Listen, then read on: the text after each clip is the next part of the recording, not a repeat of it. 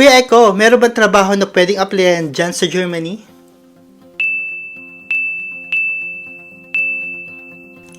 Hey guys! So sobrang daming mga kamag-anak, kaibigan at mga kakilala na nagtatanong sa akin about sa available na trabaho dito sa Germany. Nagawa ko tuloy ang channel na to.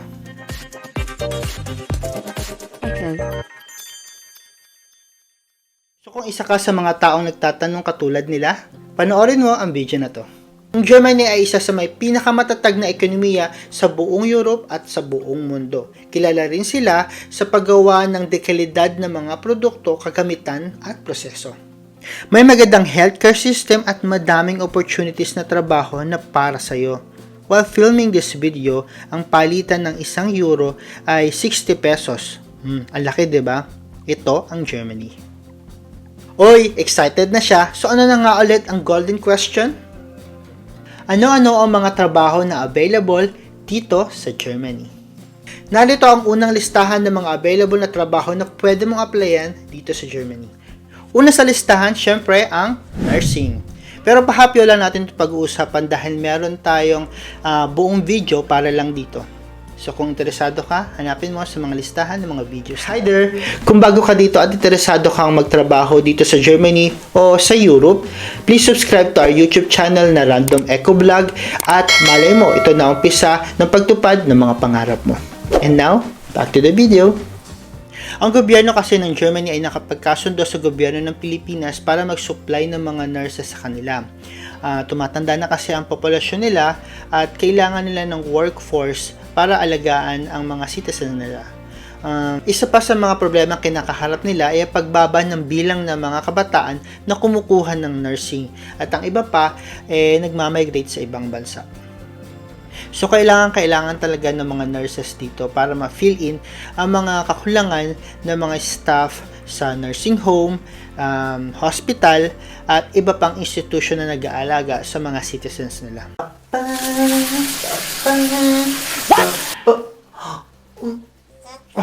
Ano ba yan? Walang tubig.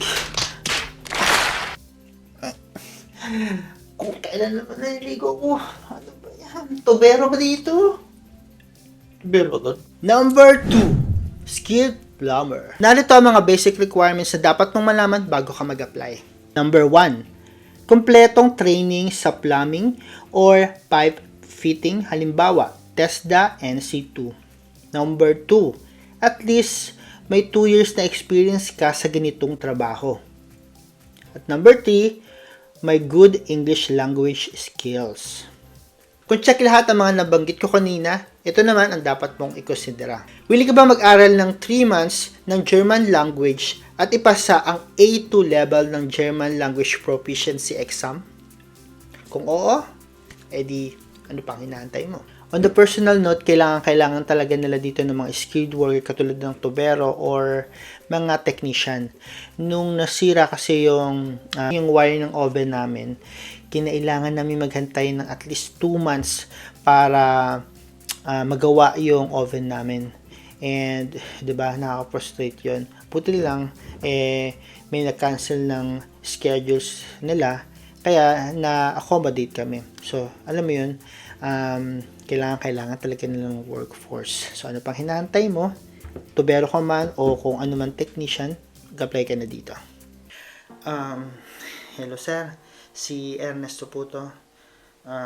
Nabasa ko po yung email niyo kagabi. Nakakalungkot naman pong isipin na magsasara na po ang factory nyo dito sa Pilipinas. Sayang naman po.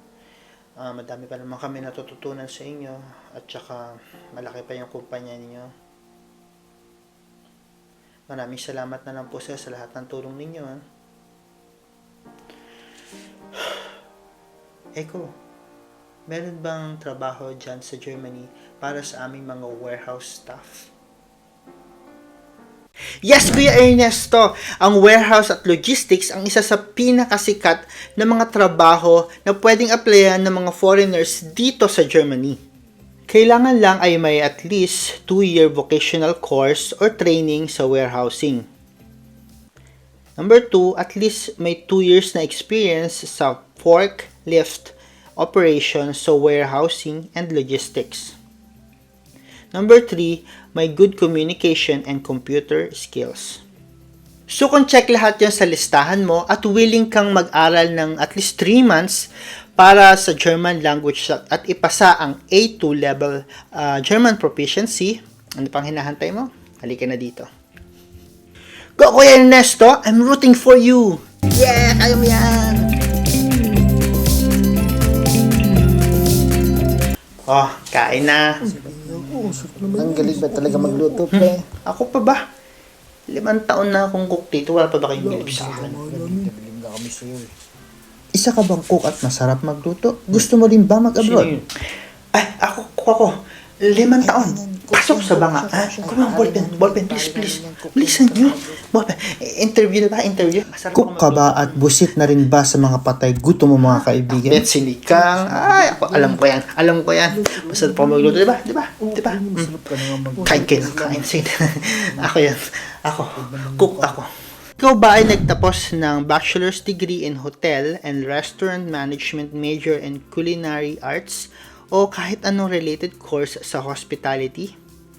Nakapagtrabaho ng at least 2 years at syempre ang mahiwagang tanong, willing ka bang mag-aral ng 5 to 6 months ng German language para mag-exam at ipasa ang A2 level ng German language proficiency?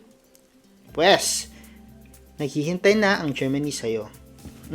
Personally, nagtanong ako sa kasamahan ko kung bakit sobrang daming Asian store dito sa Germany at mga restaurant.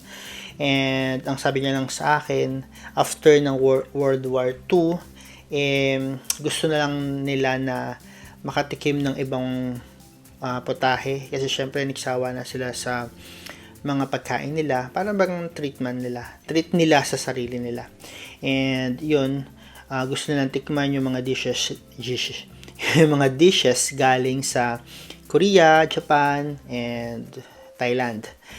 And kung pupunta ka dito, 'di ba? Malay mo, ikaw yung mag-introduce ng delicacies galing Pilipinas at magustuhan nila.